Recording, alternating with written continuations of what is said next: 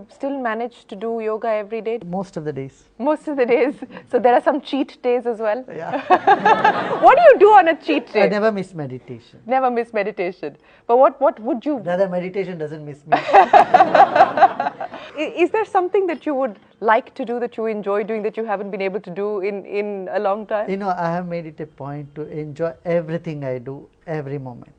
Everyone talks about the path to peace and calm and happiness and prosperity is to be as a wave. It begins where you are. Begins where you are, and it is to sort of distance yourself from expectation. It is to distance yourself from ego. What has been the hardest part of the last 35 years for you personally, to distance yourself from things that regular people care about? You know, when you sit and let go, when you go into meditation, and that's it, you are in a different world altogether.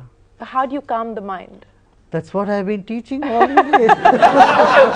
What was the hardest part of the journey for you in order for you to be able to calm your mind? There is nothing that is hard at all. It's as easy as sipping a glass of water. You're making it sound easy. It is. The hardest thing is for me to understand why things such as that is so simple, that is so basic to our human nature, why people don't practice it and understand this. This is the hardest thing for me to understand. What are the other issues that you believe have been overcomplicated? Prejudice in the world. Without knowing a person, without knowing a system, you have opinion. If your mind is opinionated, it takes a little longer time to crack that nut.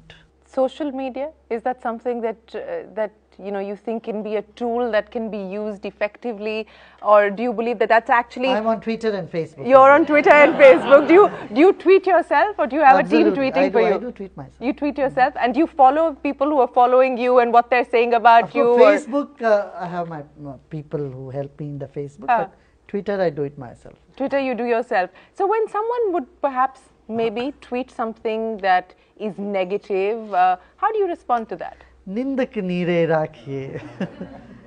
You know, you should never shy from criticism, and I welcome them. And if there's something nice, I appreciate them. They have taken the guts to criticize, and they have taken the time and effort to do that. Yeah. Do you respond? Everyone should do that. Do you respond or do you block? No. So far I have not blocked anybody. In fact, my job is to clear the blocks.